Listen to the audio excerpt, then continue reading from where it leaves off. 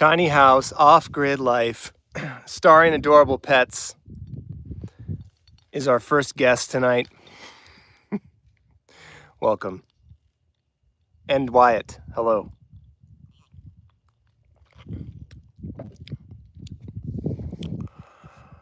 It's been a while. Long while. I haven't done one of these since, since long before I announced that I was leaving this. I almost titled this stream, my last stream ever, maybe, question mark? Because I have been very unsure if there's any rationale for continuing these, given the shifts in my life, though they have not happened yet, but they have begun and soon will be happened. So I'll be in a very different environment. Like the title does say in this one, I don't know why people watch live streams. I don't personally. It's always strange to be on the delivering end of a type of content that I myself don't enjoy or understand. But what I do enjoy is the company, like I said in the title. Being out here in particular, as I said in the last few videos, it's really lonely and really boring sometimes. And as I said in that video, digital community is the best I've been able to scrape up out here. Hence why I was doing so many live streams for a while. And I guess after I observed that about my patterns, probably dropped the habit out of embarrassment, because I'm like, this is getting ridiculous. But maybe doing one every so often isn't so bad.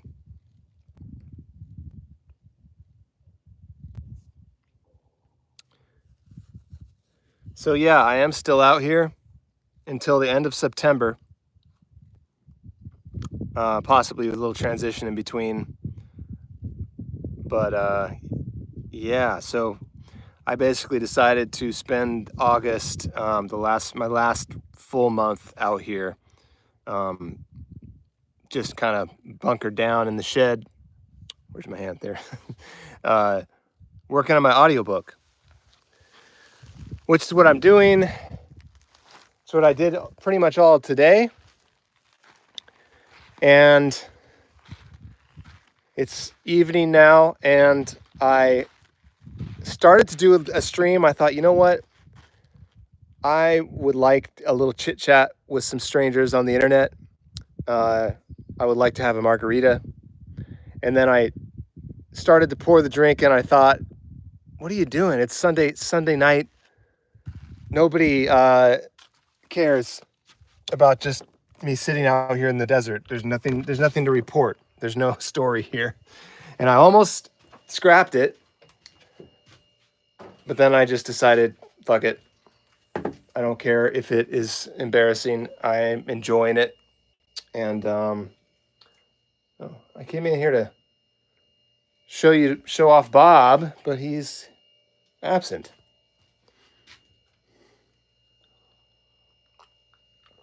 We'll go find him, track him down.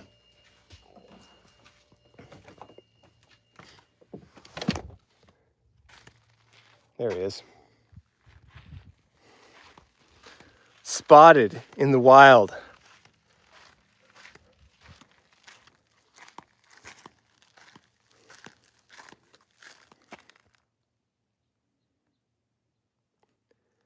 Looking very serene and thoughtful.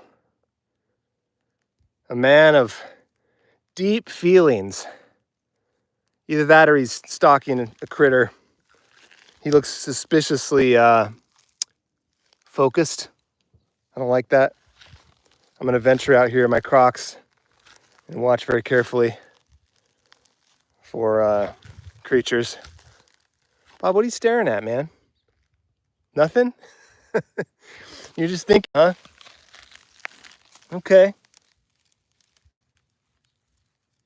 Respect to that. This is his little thinking spot right here. He likes to come out and take a nap in the shade of this tree, what's left of that tree.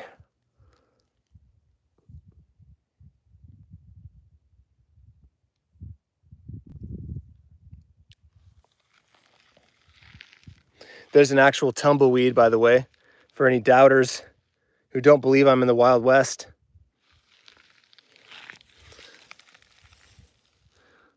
There it is.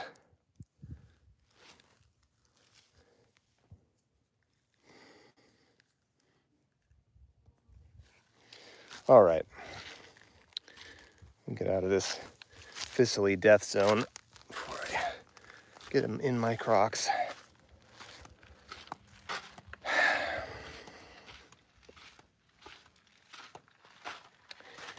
Yeah, so I have I guess I kind of do have some stories to share. My channel is kind of transitioning. It will make its final leap when I move to Bellingham, which is where I settled on going. If you've missed the other videos, the updates, I'm going to be moving into just a straight up normal apartment in a small city.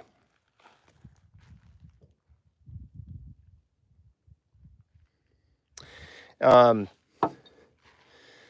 a while, I'm gonna rent a place in the city that I used to live in long ago.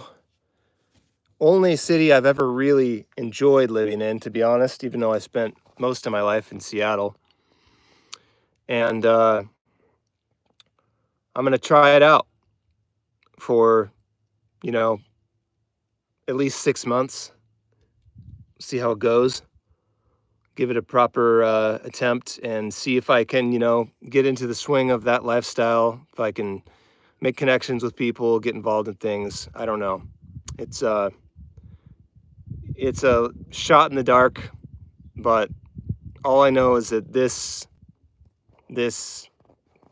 I mean, people don't believe me because they just see the visuals and they think, oh, it's so beautiful. And they superimpose their own complex, interesting lives over the view, and they think, well, that just sounds wonderful. If I lived out there with my complex, fulfilling life and added that view to it, I'd be sitting pretty. And that makes a lot of sense. But you have to realize that I don't have all those things that make your life fulfilling. I only have the view.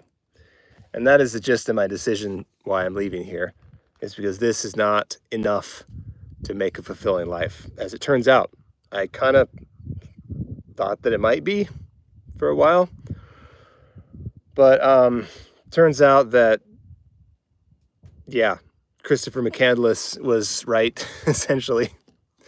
And I'm trying to realize that before I die alone in a bus in the wilderness. So,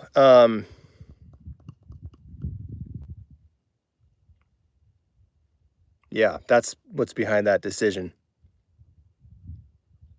Thanks, Wyatt. I dig this hat also. It's very breezy. It's not too much hat. I tried some actual cowboy hats since I live out, cowboy country, but it's just, there's a limit to how far that direction I can go, how theatrical I can get without it looking like a costume, since I don't really live the lifestyle. Eva, I don't know. Would I do apartment lifestyle live streams? I wouldn't, not lifestyle. I am going to do, I'm going to try to keep the channel going. I've already done a couple videos that are kind of like about this transitional process. And I think there's more to mine on that topic. In particular, I'm interested in what the experience is of coming back, from total desolation, isolation, back into, the warm embrace of humanity. So that's certainly going to be something to think and talk about. Um, Once I kind of am done with that, once it wears off the transition, then I'm not sure. I don't, I'd like to believe that there's more stories to tell, but time will tell. Um, I'm certainly not going to be talking about like apartment lifestyle. Like, here's my new rug. I painted my walls off white number 2045. Uh, if it does continue, it'll be about um, other stuff. Like, hopefully, it'll be about things that happen as artist. If I get back into the literary world, I'd like to talk about what that's like, going on book tours, stuff like that, and just kind of documenting that journey. And but yeah, also just reflections, like little thoughts that I have. I think is kind of the gist of it, which is like terrible YouTubing. Uh, I'm supposed to have like a topic and a niche that I do the same thing every time. And I don't know what it's like to just like make YouTube videos about normal life. But it's worth a try anyway. We'll see if anybody sticks around.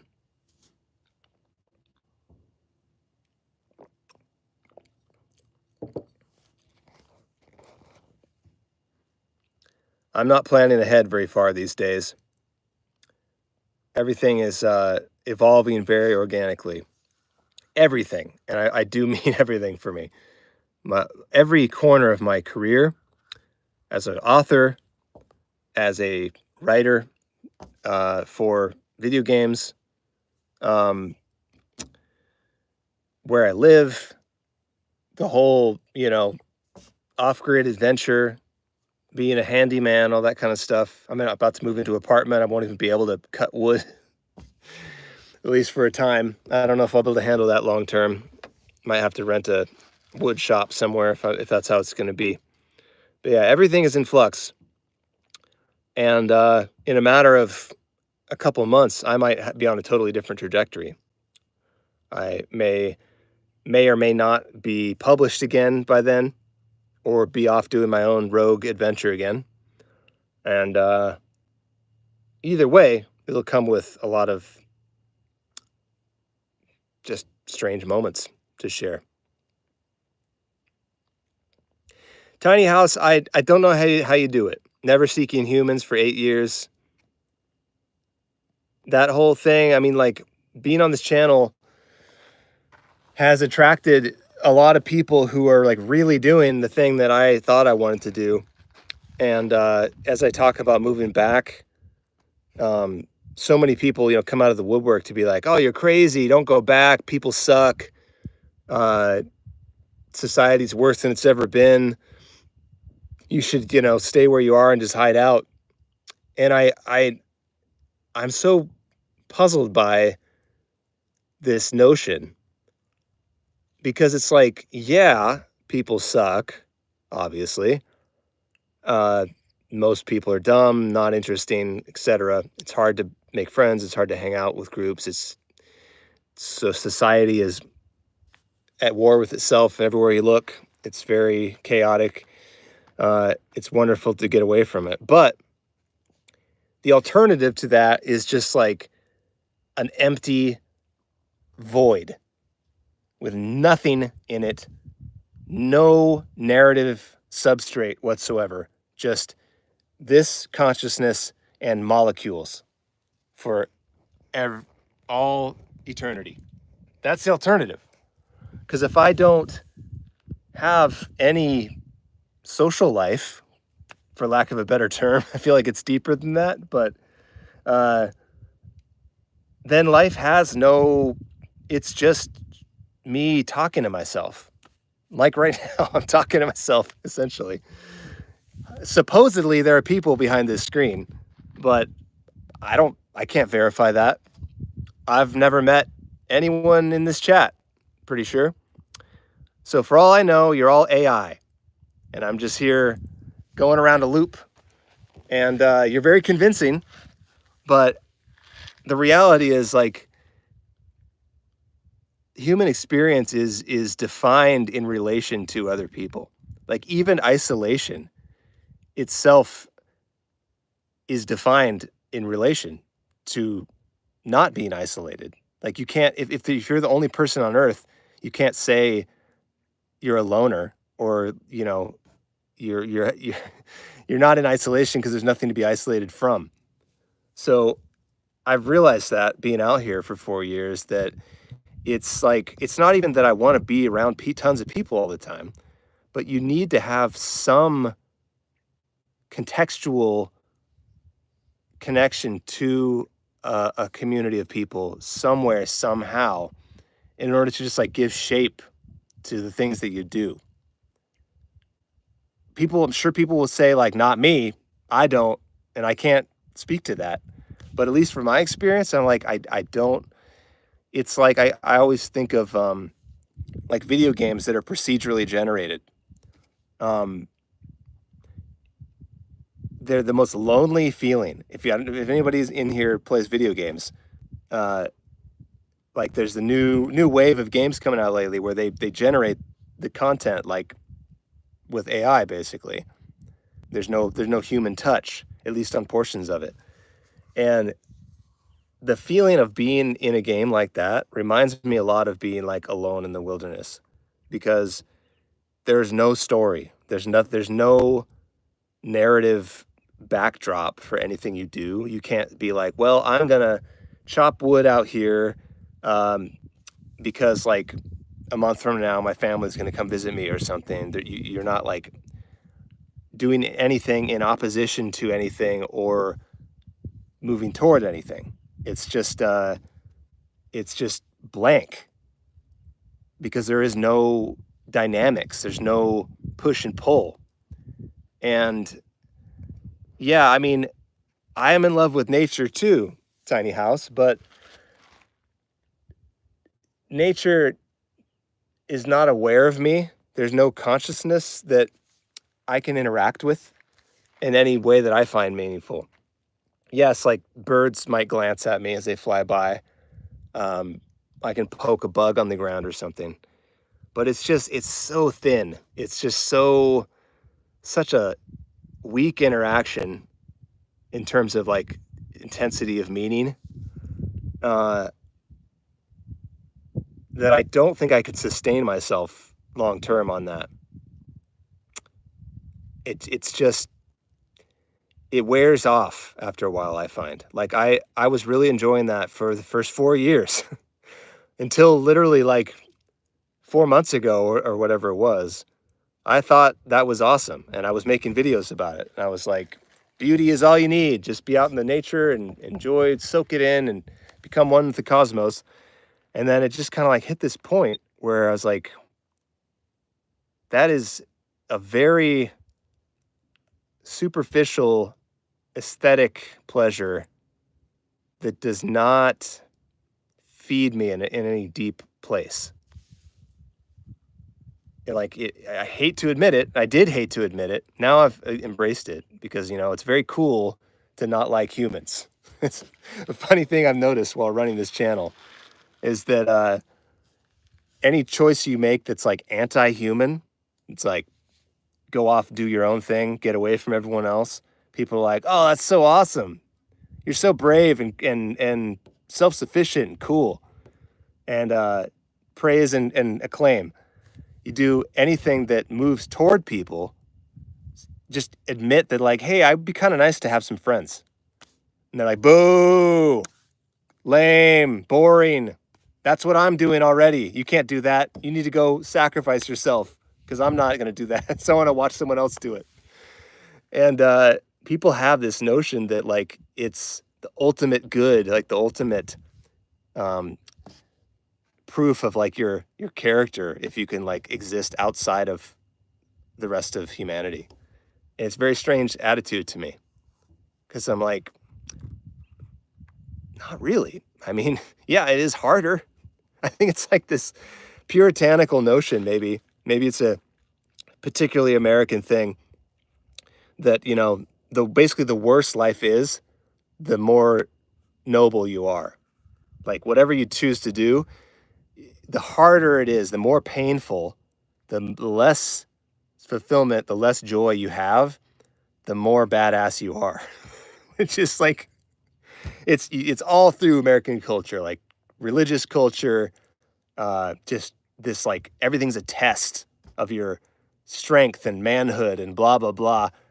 And if you're comfortable and having a good time, kind of lame, kind of weak.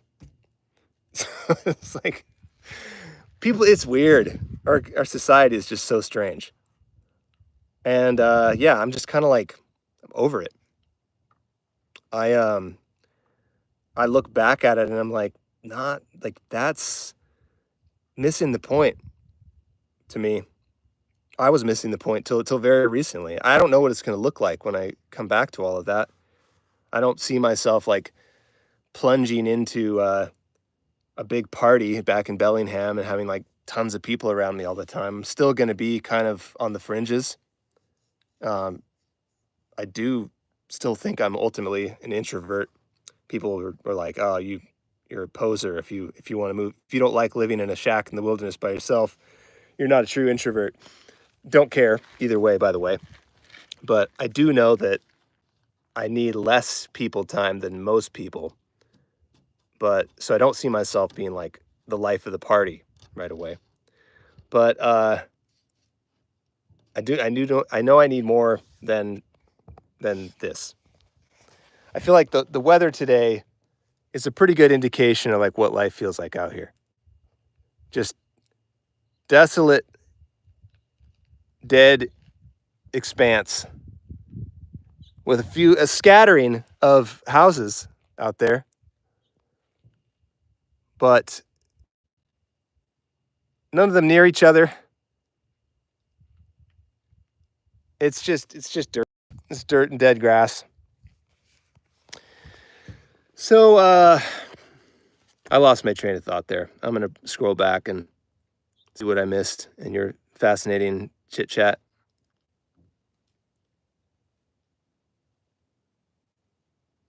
Now, of course, we got the very common response to everything I say on this channel, which is that like you need God. And as I always say, I already had him. Tried that for about the first 27 years of my life. It didn't do it for me. I've continued to experiment.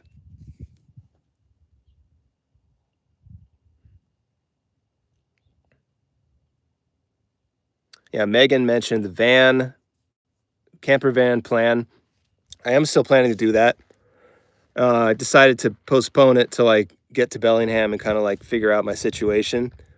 But that is kind of my ultimate ideal, is to have, you know, a simple, clean, manageable home in Bellingham and have that life be more about the people and, you know, enjoying music and theater and comedy and who knows, like all the things that people do when they rub up against each other and make sparks of creativity. That's what my city life's going to be about. I'll have my little pod of my apartment that has my creative laboratory in it where I do my writing and whatever else. And then I'll enjoy an outer orbit of, you know, other people, community. And then I do know that I still need some of this in my life. So I'm aiming to set up a camper van of some kind, a really basic one, and have that be my getaway rather than an excessive 20-acre property. A lot of people have also said, like, why don't you just keep the property and live in the city and just keep this for your retreat? And I'm like, well, it's very puzzling to me that so many people don't seem to recognize the unlikeliness of that scenario. It's like a given that I can just own multiple properties, which makes me think like either people just aren't thinking it through that much, or there's a lot of really wealthy people who don't understand how the common folk live. And like, oh, why would you sell your place? Just buy another one. So can't do that. Don't have enough money to own multiple homes, especially when this one is not rentable, most likely. Although I am going to give it a shot since I can't seem to sell this place. I'm going to see what happens if once I move out of here, going to see what happens if I put the word up that like, hey, short-term rental, come out for a month or maybe 2 weeks or whatever, some kind of couch or what's it called? Furnished finder kind of thing. See if anybody might like to have the outpost experience. You guys are a promising market for that, I would think. Anybody who's followed this channel, you too could be alone in the desert or not alone in the desert. Bring your friends. So more on that later. And yes, Holly, publishers sleeping on the overnoise. Mystified me as well. The condition of the publishing industry right now is pretty upsetting if you're a book fan. I've been hearing it from all directions, my agent, other agents, other authors, that is just absolutely dire straits out there, regardless of what your book's about, who you are. It's just really falling apart for reasons I don't really understand, but it's hard to sell any book for any author, including like popular authors. Weird times. We'll talk about that more when I have resolution on that question. Once I'm free to unleash or, possibly sing the praises if it turns out in my favor.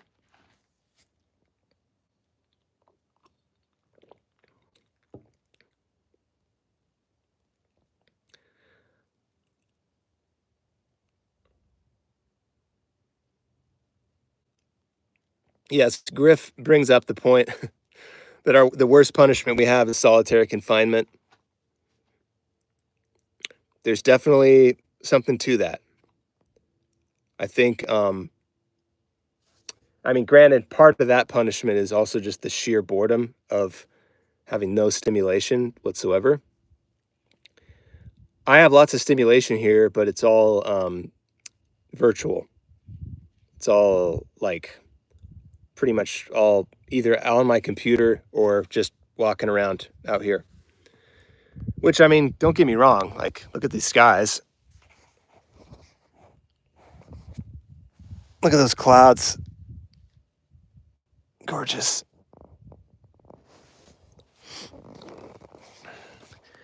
But yeah, I found that after I came back from, I spent the previous month staying at a friend's house in Mount Vernon. And Mount Vernon is the town that I grew up in. It's near Bellingham. And when I came back here, I was overwhelmed with relief just to be back, like, in my space. And I missed the quiet, and the horizon and everything was just wonderful to see it again. And that lasted probably about 2 weeks. And then I think this is the third week, and now I'm starting to go crazy again. Hence the live stream. The feeling of like total solitude, it has its place, but it runs its course. And when it runs its course, you're like, I need something. I cannot just sit in this box for another week and have nothing, not even like drive through a coffee shop. So yes, cabin fever, very real.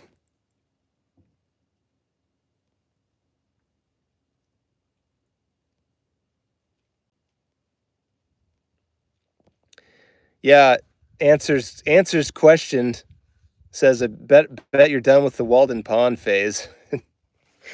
I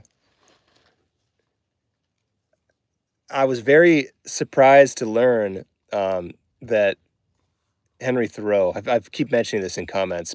Forgive me for repeating the story, but like the author Henry Thoreau is like the grandfather of the godfather of off-grid adventure. Seems like back in the 1800s, and was kind of the first person that I'm aware of who wrote about that experience of just like living off the land and building everything himself and just being totally isolated. And I always thought that he was like a lifer, that he chose that way of life and like believed in it really strongly. And I just assumed he like spent his whole life out in this cabin. But I come to find out he only did it for 2 years, half the amount of time I have. And then he was like, this sucks. I'm going back to the city, which delighted me so much. Now I really want to finish the book, Walden. I read like half of it, I think, and then it started to veer off into like weird political diatribes, and I lost interest. But I really want to hear like what his final conclusion was, because I'm like, wow, that really wasn't much of a thing. Like he went out there and he built this little cabin from scratch, which is damn impressive. But it was really more of a extended sabbatical than like a lifestyle. It's only 2 years. So yeah, that was like kind of validating in a way.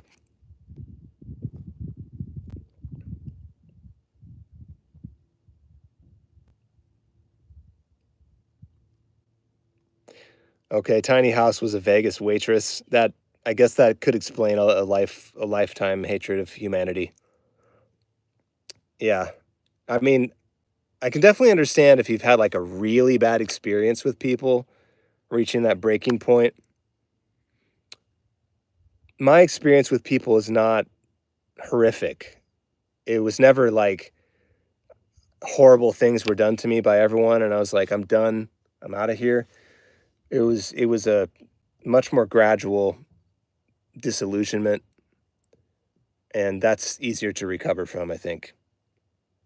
I think what I'm hoping is that being out here has given me some perspective and sort of like shown me what life is like, what the alternative to people is, what it feels like.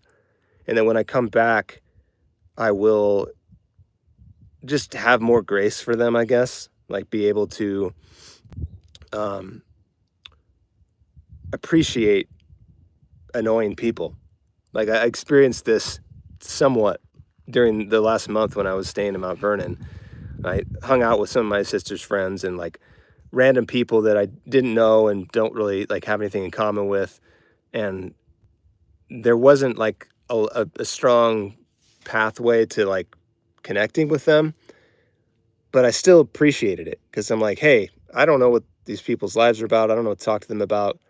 We don't really have much common ground, but I'm just glad that they're sitting next to me. It's just nice to hear them talking, and it's nice to see people out and about enjoying life and watching a singer sing and eating their dinner and whatever it is. It was just like, oh, there's something primal about that feeling of just being around people, even if I don't talk to them at all. I've had some trips when I was in Bellingham recently.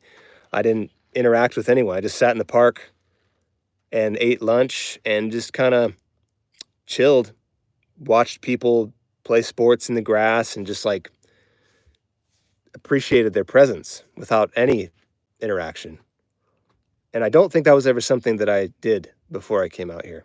Before that, it was all very goal oriented. I was like, I need to get out here, make friends, get a girlfriend, get networking professionally, and all this like it was all, I mean, it was like there was a purpose behind all of it. And I think I've lost that intentionally. I've let go of that. I don't really believe in purpose anymore. I don't think that living for a reason is the way to go.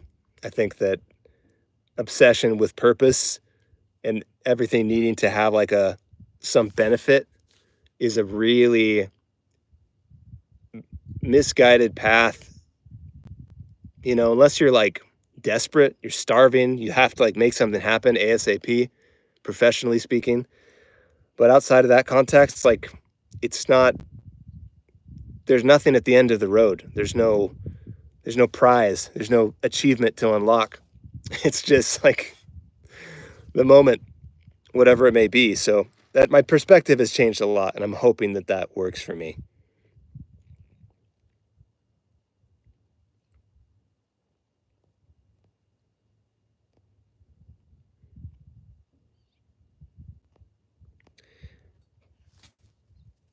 Yeah, Holly, I have I've done Route 66 in the past with my old van back in the day.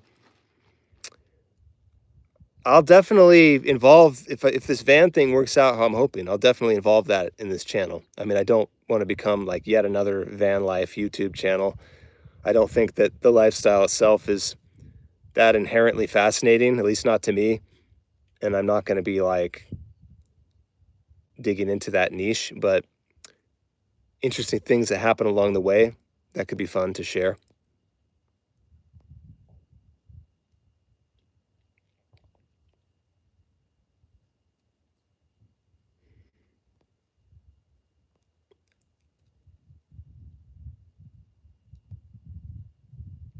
Yeah, renting the property to van life people is a possibility. There are a lot of hip campsites out here, which are like fancy campsites, basically. It's like Airbnb for campsites. And most of them have RV hookups of some kind. And I could do that. I have RV hookups. It's debatable whether it's worth it or not. I'd have to figure out like how much I could reasonably charge to decide if it's even worth the risk. Because it's like, if it's, a pittance and I have strangers out here, partying on my land and setting it on fire and breaking my utilities and who knows what, it might not be worth it. But it's something I'm going to explore.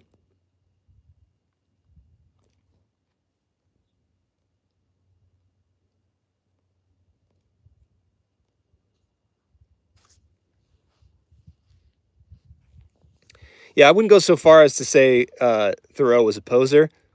Um, that's not what I meant. But there is also the point that allegedly, I don't know the precise history of that, but apparently he neglected to mention that he had, like, I think it was his mom and a sister or something would come out to his cabin and like give him fresh laundry and supplies and stuff on a regular basis. And he never mentions that in the book, from what I gather. So yeah, I think it's a case more like that people ascribed claims to him that he never made. Like from what I saw reading his book, as far as I got into it halfway or so, he was never really presenting himself as being like this hard ass mountain man who didn't need anybody. He was just like exploring that isolation and like trying to build stuff on his own. And I don't know that someone bringing him laundry necessarily broke that experiment, but I have a feeling that it was more like he got mythologized after the fact, and then people have expectations that are much more intense than what he ever actually intended. Which is what happens to a lot of people.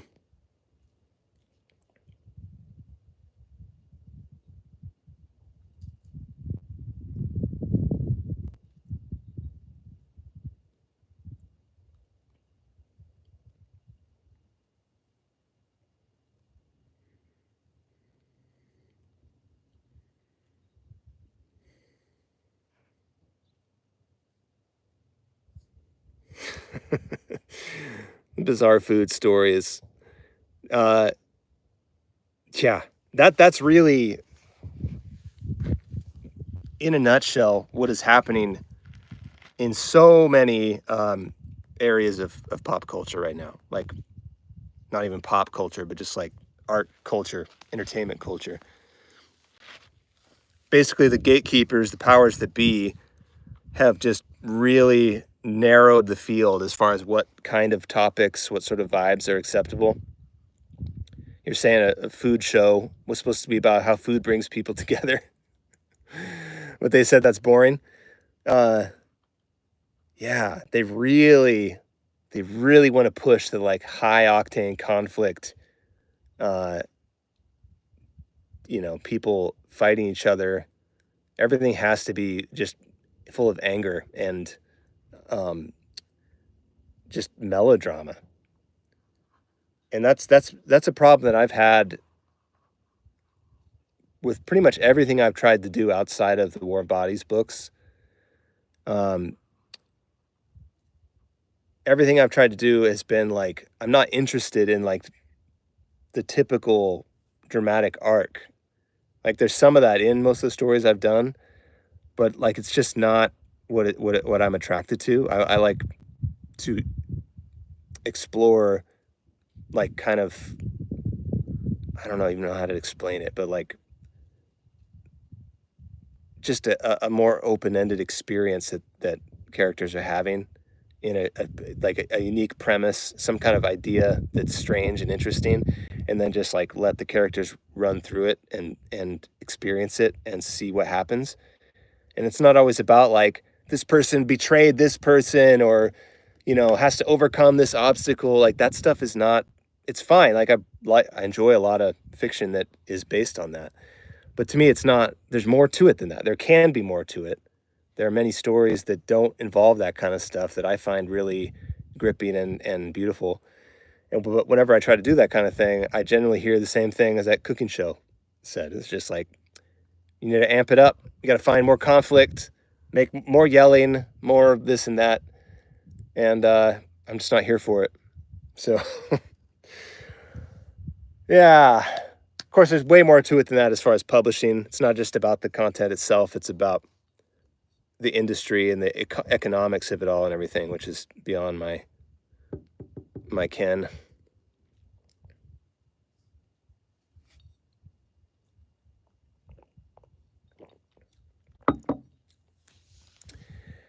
Yeah, Eva, I never really understood that thing with the hired help in that era. Like you read stories about people that are supposed to be like broke artists living in an attic, but they still have a maid come and like bring them their food and do their laundry and everything. And apparently that was the norm.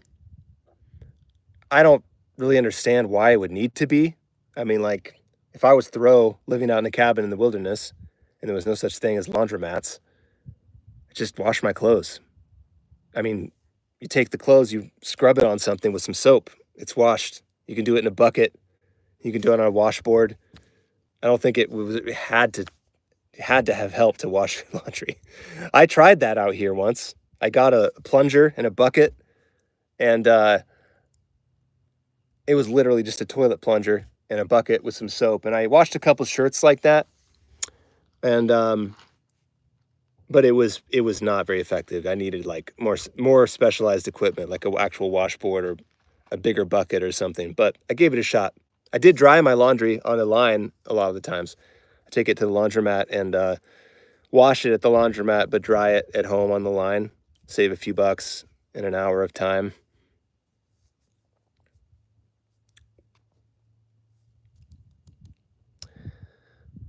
Anyway, yeah, lots of things up in the air right now.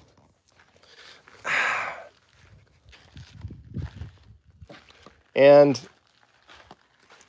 don't know what it means for me or my videos or anything that you're seeing on this channel. Hopefully I will find some way to share it with you, because I have enjoyed these little moments with my family of AIs. I'm prepared to believe that you're real people, but I'm not sure how you can prove it. I'm looking for Bob, because I can't sign off without a goodbye from him.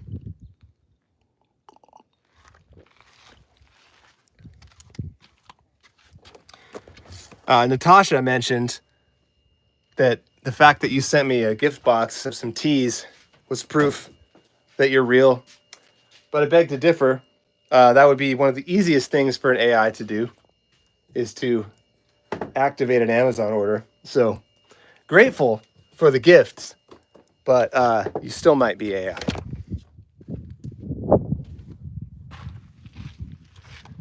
is this guy?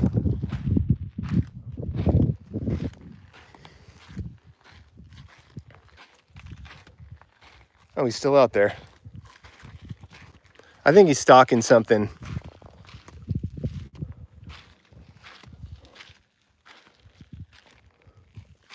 What are you up to, bud?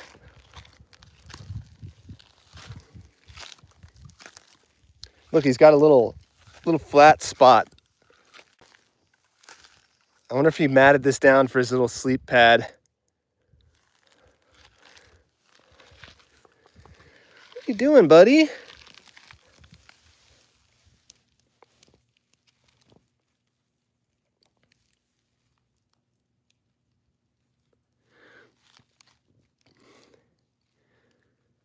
Yeah, that's usually what I worry about when I see him staring intently at something. Sometimes it is a snake, but I don't see any snake around here.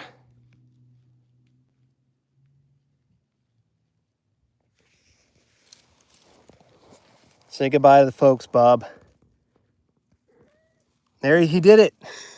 That was an official goodbye. Good boy.